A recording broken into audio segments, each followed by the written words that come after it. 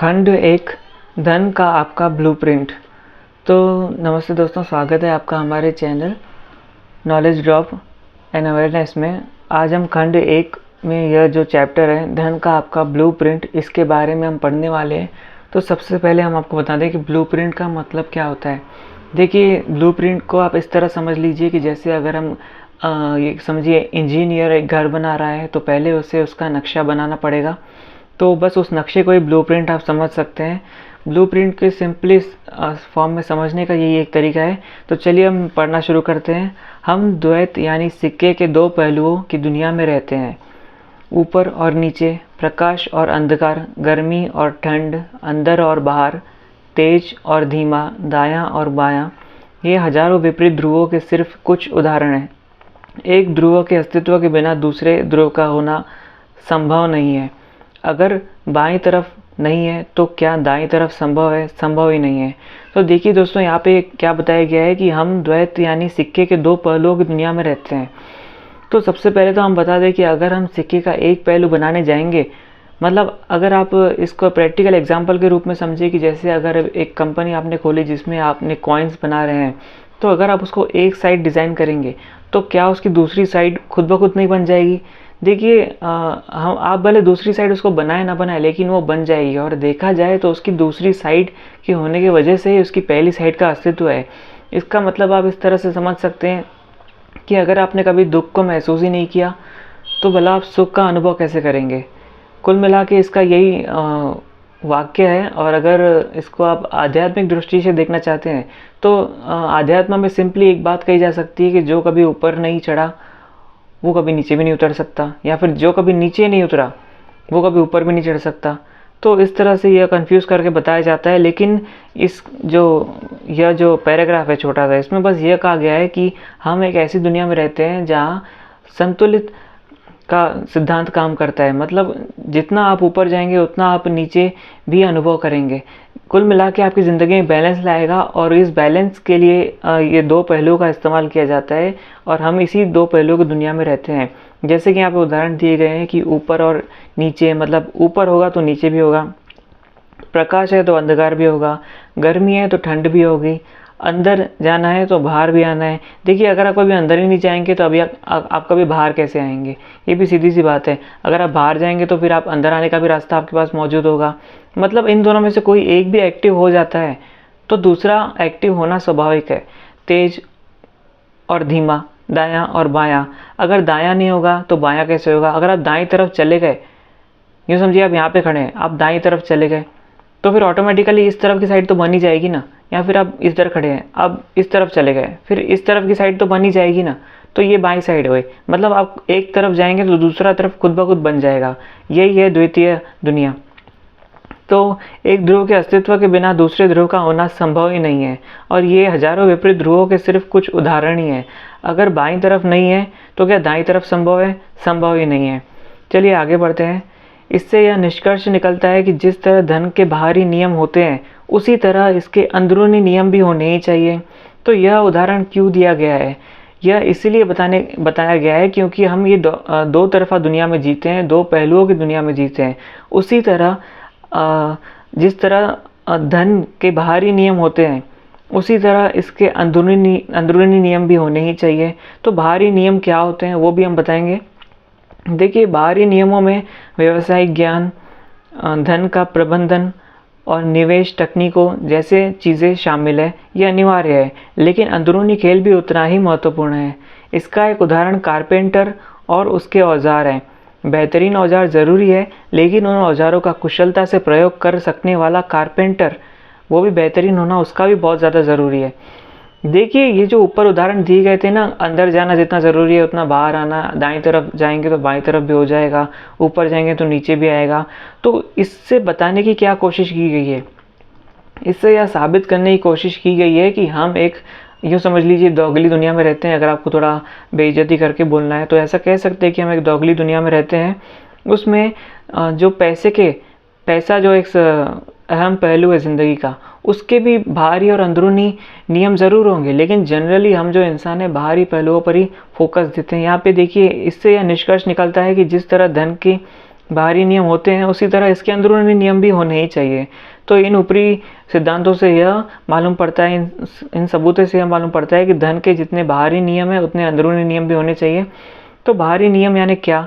देखिए, बाहरी नियम में हो सकता है व्यावसायिक ज्ञान। आप अगर कोई बिजनेस करते हैं, छोटी सी दुकान भी लगाने से लेके तो किसी बड़ी गूगल के CEO बनने तक, कोई भी व्यावसायिक ज्ञान हो गया, धन का प्रबंधन हो गया, धन किस तरह से इकट्ठा किया जाए यानी VCs, या फिर बहुत से ऐसे इंटरेस्ट पे पैसे लेना, लोन लेना, या धन का प्रबंधन उसमें आ गया। मतलब लोन और VC वगैरह धन के प्रबंधन में आ गए। और निवेश तकनीकों में आप देखिए प्रॉपर्टी में निवेश कर सकते हैं या फिर स्टॉक मार्केट्स है। इस तरह से बहुत से निवेश तकनीकें होती हैं। बॉन्ड्स भी होते हैं और बहुत कुछ होता है। आप ऑफ मार्केट में भी पैसा दे सकते हैं लोगों को। तो ये सब जो है ये बाहरी तकनीकें हैं, और असल में हम बाहरी तकनीकों पर ही फोकस देते हैं। हालांकि ये बहुत ज़्यादा ज़रूरी है, लेकिन जितनी ज़्यादा ये ज़रूरी है उससे कहीं ज़्यादा ज़रूरी है अंदरूनी चीज़ें। तो चलिए आगे बढ़ते हैं। व्यावसायिक ज्ञान, धन का प्रबंधन और निवेश तकनीकों जैसी चीज़ें शामिल है। ये अनिवार्य है, बिल्कुल ये अनिवार्य है, लेकिन अंदरूनी खेल भी उतना ही महत्वपूर्ण है। इसका एक उदाहरण कारपेंटर और उसके औजार है। आपने कारपेंटर देखा होगा। यूँ समझ लीजिए एक आदमी पेड़ काट रहा है, तो बेहतरीन औजार ज़रूरी है। पेड़ काटने के लिए उसको बेहतरीन औजार ज़रूरी है, लेकिन उन औजारों का कुशलता से प्रयोग कर सकने वाला बेहतरीन कारपेंटर बनना उससे भी ज़्यादा ज़रूरी है। तो अगर एक कारपेंटर है, तो चलिए हम कारपेंटर तो बहुत बड़ा नहीं समझ रहे, हम जस्ट एक बेसिक उदाहरण लेते हैं। एक इंसान पेड़ काट रहा है, तो उसके पास कुल्हाड़ी है। तो देखिए कुल्हाड़ी एक औजार हो गया, और जो कारपेंटर का अपना हुनर है वो अलग बात हो गई। पेड़ को किस तरह काटना है, वैसे पेड़ काटना गलत बात है, लेकिन हम एक एग्जांपल ले रहे हैं उदाहरण समझने के लिए, क्योंकि ये बहुत ही बेसिक उदाहरण है। तो देखिए अगर वो कुल्हाड़ी को उल्टी तरह या साइड से पकड़ेगा या फिर उल्टा ही पकड़ लेगा और फिर पेड़ को काटना शुरू करेगा, तो पेड़ शायद 20-30 साल भी हो जाएंगे, उससे पेड़ कभी कटेगा ही नहीं। लेकिन अगर वो कुल्हाड़ी को प्रॉपरली नॉलेज रखे, उस कुल्हाड़ी को किस तरह से उपयोग करना है, सबसे पहले वो ले जाके उसे शार्प करे, उसे प्रॉपर, जो अगर यूँ समझ लीजिए कोई मशीन वगैरह है उसके हाथ में, तो उसे प्रॉपर ऑयलिंग वगैरह करे। कुल्हाड़ी की जगह अगर कोई मशीन है तो उसे प्रॉपर ऑयलिंग करे, उसका मेंटेनेंस करे।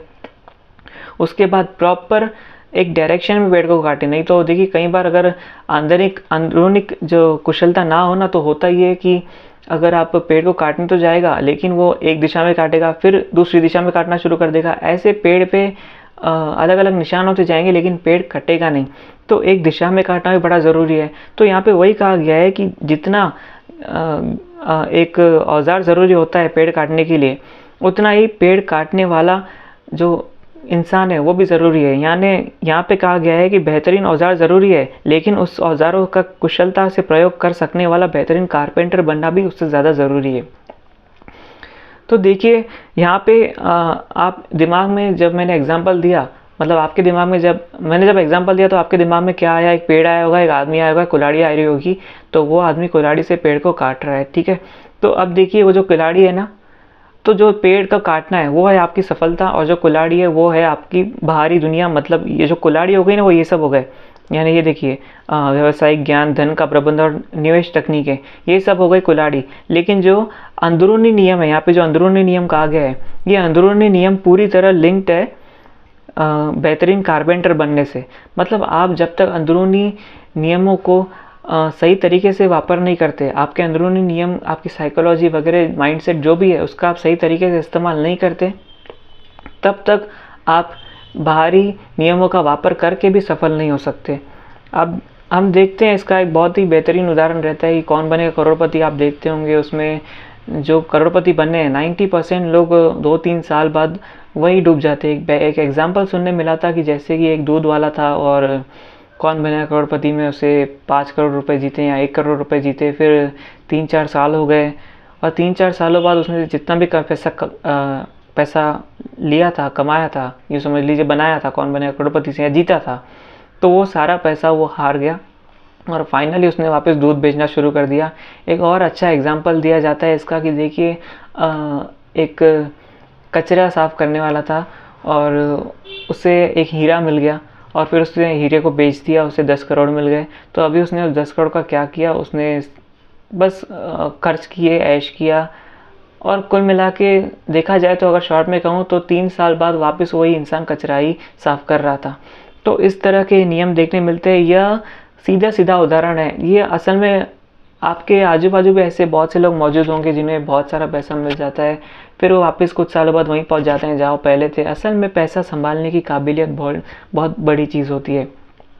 तो ये इसी गैर संतुलन को दिखाता है जो अंदरूनी और बाहरी संतुलन है। ये बाहरी दुनिया का तो पर्याप्त इस्तेमाल करते हैं, लेकिन अंदरूनी नियम उनके कुछ संतुलित नहीं होते हैं, इसीलिए वो पैसा हार बैठते हैं। जबकि इसका एक, अगर आपको एक सही बात कहूँ तो अंदरूनी नियम अगर आपके सही है तो शायद बाहरी नियमों की आपको ज़रूरत तक ना पड़े। बाहरी नियम तो बस एक सपोर्टेंस का काम करते हैं, लेकिन जो अंदरूनी नियम है, यह आपको कहीं से कहीं पहुंचा सकते हैं। तो चलिए आगे बढ़ते हैं।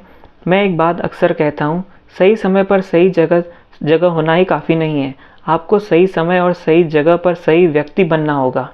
तो यहाँ पे ऑथर ने एक बात कही है कि सही समय पर सही जगह होना काफ़ी नहीं है, आपको सही समय और सही जगह पर सही व्यक्ति बनना होगा। तो इसको हम समझेंगे आगे और पढ़ते हैं। तो आप कौन हैं, आप किस तरह सोचते हैं, आपकी धारणाएं क्या हैं, आपकी आदतें और खूबियाँ क्या हैं, आप अपने बारे में सचमुच कैसा महसूस करते हैं, आपको खुद पर कितना भरोसा है, दूसरों के साथ आपके कैसे संबंध है, आप दूसरों पर कितना भरोसा करते हैं, क्या आप वाकई यह महसूस करते हैं कि आप दौलत के हकदार हैं या काबिल हैं, डर, चिंता, असुविधा, परेशानी के बावजूद आप कितना काम कर सकते हैं, क्या आप मूड न होने पर भी काम कर सकते हैं। सच तो यह है कि आपका चरित्र, सोच और विश्वास आपकी सफलता के स्तर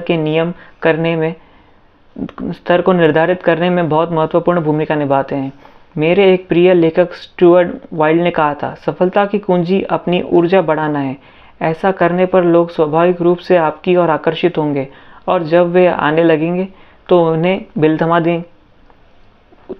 थमा दें। दौलत का सिद्धांत, आपकी आमदनी सिर्फ उसी हद तक बढ़ सकती है जिस हद तक आप बढ़ते हैं। तो यह बहुत ही बढ़िया इन्होंने लिखा है, तो इसको हम शुरू से एक्सप्लेन करते हैं। देखिए, सबसे पहले इन्होंने यह कहा है कि तो आप कौन हैं, आप किस तरह सोचते हैं, आपकी धारणाएं क्या है। तो असल में हमें यह देखना होगा, अगर यहाँ पे देखिए दो पहलुओं की बात की गई थी, बाहरी और अंदरूनी। तो अभी अंदरूनी पहलुओं की हिसाब से यहाँ पे कहा गया है तो आप कौन है। सबसे पहले आपको समझना पड़ेगा कि आप कौन है, आप किस तरह सोचते हैं, आपको आपके सोच को समझना पड़ेगा कि आप कैसी स्थिति हो जाने पर आप किस तरह के विचार सोचते हैं, या फिर किस तरह के विचार सोचने पर आपको कैसी स्थितियाँ दिखाई देती है। धीरे धीरे करके आपको यह समझेगा कि एक पार्टिकुलर स्थिति आपकी ज़िंदगी में है इसलिए क्योंकि आप एक पार्टिकुलर तरह के विचार सोचते हैं। तो क्या यह संभव नहीं है कि विचार बदल के स्थितियाँ बदली जाएं। इस पर आप गौर करना शुरू करेंगे और जैसे जैसे आप इसमें मास्टर करना शुरू करेंगे वैसे वैसे आपकी ज़िंदगी बदलना शुरू हो जाएगी। इसे इनर इंजीनियरिंग का एक कॉन्सेप्ट कहा जाता है। इस बारे में अगर आप समझना चाहते हैं तो नीचे कमेंट करके लिखिए आप किस तरह सोचते हैं और इसकी एक्सप्लेन ऐसा लिखिए तो मैं आपको इसके ऊपर सेपरेट वीडियो दे दूँगा। तो आगे लिखा गया है, आपकी धारणाएं क्या है, आपको आपके बिलीव्स के बारे में कॉन्शियस होना पड़ता है कि आप किस तरह के विश्वास रखते हैं। देखिए, जब ज़िंदगी में अलग अलग स्थितियाँ आती हैं ना, तो आपके साथ क्या होगा यह तय करता कौन है, आपके आजू बाजू का माहौल नहीं, आपके धन दौलत नहीं। असल में आपकी जो धारणाएं हैं, आपके विश्वास जो है, आपके बिलीव जो है, वही जीत जाते हैं और वही तय करते हैं कि आगे क्या होने वाला है। आपकी आदतें और खूबियाँ क्या है, यह भी बहुत मेन टॉपिक है। देखिए, इसको आप इस तरह से समझ सकते हैं कि जब ऊपर वाला आपको कुछ देना चाहता है ना, तो सबसे पहले वो आपको स्कैन करता है कि आपके दिमाग में कौन से बिलीव्स हैं, आपकी आदतें कैसी हैं, आपकी खूबियाँ क्या हैं। उसके आधार पर जज करके आपको बस वो प्रोवाइड कर देता है। यूँ समझ लीजिए कि ऊपर वाले को देने के लिए इतना कुछ है कि शायद आप कभी संभाल भी ना पाए। बस आपको जब आपकी स्कैनिंग की जा रही हो तो बस यूँ समझ लीजिए कि आपकी स्कैनिंग में आपको सफल होना है, बाकी दिया आपको आयता ही दे दिया जाएगा, यूँ समझ लीजिए। और असल में ऐसा है भी काफ़ी हद तक। आप अपने बारे में सचमुच कैसा सोचते हैं या महसूस करते हैं? क्या आप अपने बारे में ऐसा महसूस करते हैं कि मैं वर्दी हूँ? क्या आप ऐसा समझते हैं कि मैं नालायक हूँ, मैं बकवास हूँ, मैं गंदा हूँ? अगर आप ऐसा सोचते हैं तो शायद आपको बदलने की बहुत ज़रूरत है।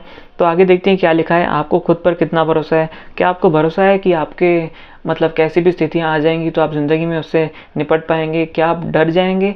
इस सब पे काफ़ी तय करता है। ये मैंने आपको स्कैनिंग बताया था ना, ऊपर वाला स्कैन करता है। तो ये सब भी उसमें स्कैन होता ही है कि आपको खुद पर कितना भरोसा है, दूसरों के साथ आप के कैसे संबंध है, आपके घर वालों, आपके आस पड़ोस में आपके लोगों के साथ किस तरह संबंध है, यह भी स्कैन होता है।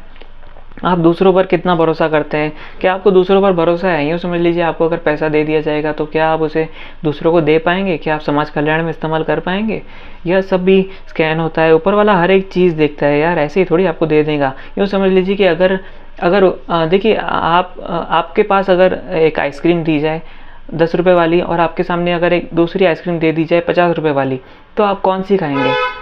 आप ये चेक तक नहीं करेंगे कि आइसक्रीम की कीमत क्या है, क्योंकि आपको तो बस डायरेक्टली दे दिया जाएगा। असल में आप ये नहीं देखेंगे कि कौन सी आइसक्रीम स्वादिष्ट होगी, आप बस ये देखेंगे कि वो 50 रुपये वाली है और ये 10 रुपये वाली है, तो आप डायरेक्ट 50 रुपये वाली उठा लेंगे। तो बिल्कुल उसी तरह ये समझ लीजिए कि भगवान के पास इंसान के रूप में बहुत ज़्यादा ऑप्शंस है, हद से ज़्यादा ऑप्शंस है। 7 बिलियन लोग हैं इस दुनिया में।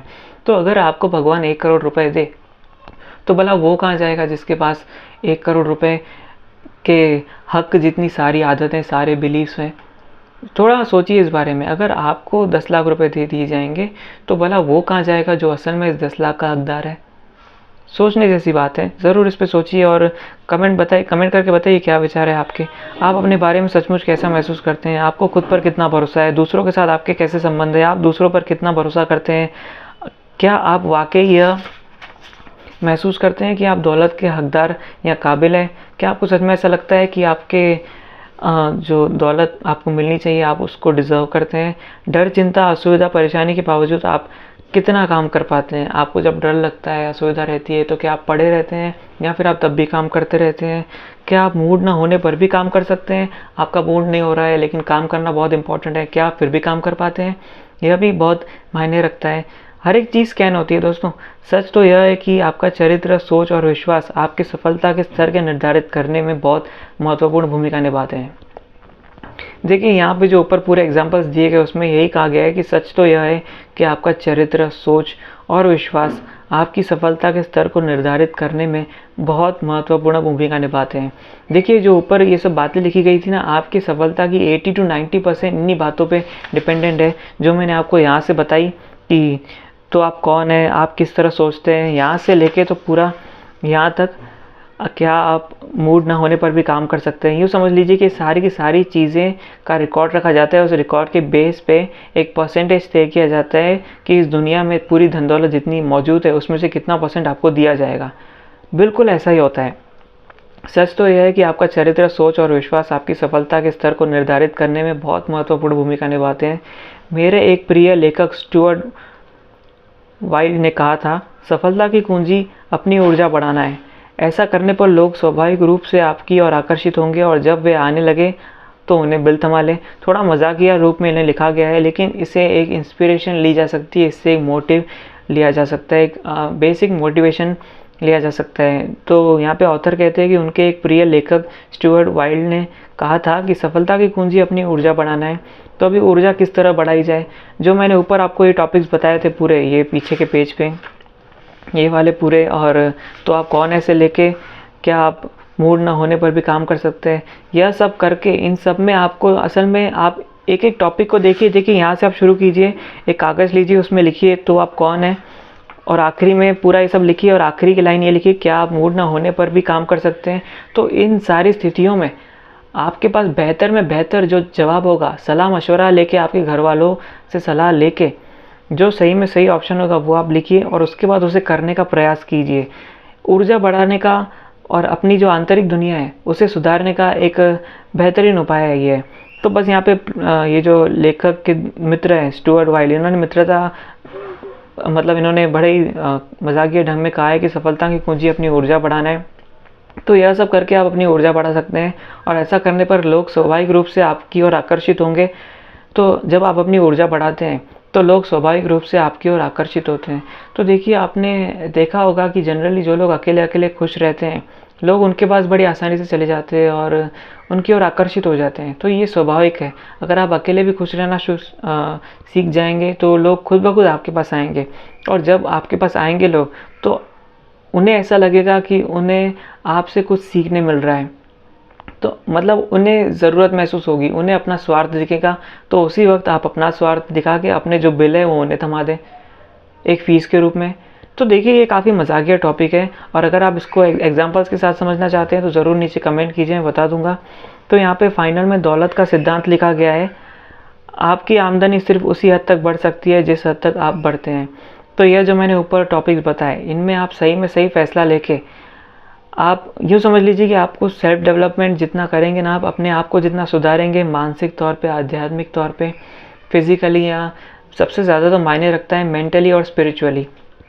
तो आप जितना ज़्यादा, जिस हद तक आप अपने आप को बढ़ा सकते हैं, आपकी आमदनी उसी हद तक बढ़ेगी। तो इससे आप एक रेशो के रूप में देख सकते हैं कि जैसे बिल गेट्स इतने अमीर कैसे हैं, तो बिल गेट्स के अंदर हमेशा से मेंटालिटी रही है कि लोगों के लिए कुछ करने की, समाज कल्याण करने की, तो इसीलिए ऊपर वाले ने उन्हें उतना दिया। असल में ऊपर वाले का क्या उद्देश्य था, उन गरीब लोगों तक पैसा पहुंचाना। तो बिल गेट्स एक ज़रिया बन के उभरे, और इस ज़रिया बनने के मौके का, अवसर का फ़ायदा उठाते हुए उन्हें वो सारी धन दौलत का ऐश करने का अवसर मिल गया, और उन्होंने अपनी ज़िंदगी अच्छे से अब तक गुजारी है और आगे भी गुजारेंगे, क्योंकि उनका माइंडसेट ही ऐसा है। तो चलिए आज का यह ख़त्म करते हैं, क्योंकि वीडियो 20 मिनट तक हो चुका है। इसके आगे हम पढ़ेंगे, और आपको अगर कोई सवाल है इसमें तो आप ज़रूर कमेंट कीजिए, हम नीचे कोशिश करेंगे हर एक जवाब देने का। बाकी आपको वीडियो कैसा लगा बताइएगा ज़रूर हमें नीचे कमेंट करके। Thank you.